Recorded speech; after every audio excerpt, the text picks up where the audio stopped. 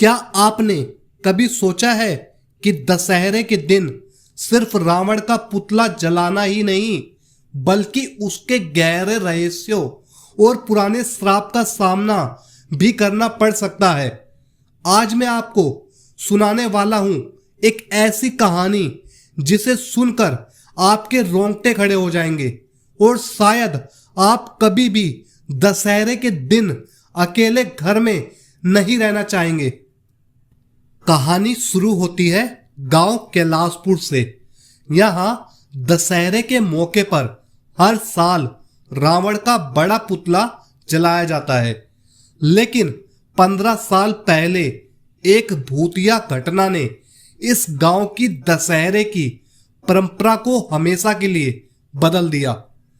रामू नाम का एक बच्चा था जो अपने दोस्तों के साथ पुतला देखने गया, लेकिन उसी रात उसने कुछ ऐसा देखा जो उसके दिल में डर और रहस्य दोनों छोड़ गया। रामू ने देखा कि रावण का पुतला धीरे धीरे अपने हाथ हिला रहा था। हाँ, आपने सही सुना, पुतला अपने आप हिल रहा था। दोस्तों ने उसे बताया कि यह सिर्फ हवा है, लेकिन रामू को लगा कुछ और था।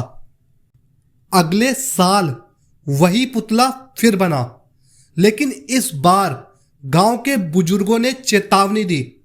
उन्होंने कहा कि रावण का श्राप केवल उन लोगों को देख सकता है जो उसके पुतले के पास देर तक खड़े रहते हैं। रामू को अब याद आया, वह हंसी खेल में पुतले के पास खड़ा हुआ था और उसने महसूस किया कि कोई उसकी ओर देख रहा है। अचानक हवा ठंडी हो गई और पुतले की आंखें लाल हो गई। रामू भागा, लेकिन कुछ उसके पीछे धीरे धीरे चल रहा था। गांव में तब से अजीब घटनाएं होने लगी। कुछ लोग कहते हैं कि रात में रावण का चेहरा दीवारों पर दिखाई देता है और कोई भी जो पुतले के पास देर तक खड़ा रहता है वह कभी ना कभी उस श्राप का शिकार हो जाता है। 20 साल पहले वही गांव में एक संत आया था। उसने बताया था कि रावण ने अपने अंतिम दिन में एक शक्तिशाली श्राप दिया था। कहा जाता है कि जो भी दशहरे के दिन उसके पुतले के पास डर या लालच में खड़ा होगा, उसकी आत्मा पुतले के साथ बंध जाएगी। रामू ने सुना कि कुछ लोग गायब हुए, कुछ पागल हो गए और कुछ की आत्मा गांव में भटक रही थी। लेकिन असली डर तब आया जब रामू ने देखा कि रावण का पुतला अब उसके घर के सामने खड़ा था। रात के 12 बजे अचानक, और उसके पीछे सिर्फ अंधेरा था। रामू ने हिम्मत करके देखा और उसने देखा कि रावण के हाथ उसके कमरे की खिड़की पर थे, लाल आंखें और वही ठंडी हवा। लेकिन तभी रामू ने कुछ याद किया। संत ने कहा था कि अगर डर का सामना किया जाए तो श्राप टूट सकता है। रामू ने गहरी सांस ली और बोला, मैं डर नहीं मानता। पुतला अचानक गिर पड़ा, लाल आंखें बुझ गई और जो अजीब आवाज थी वह गायब हो गई।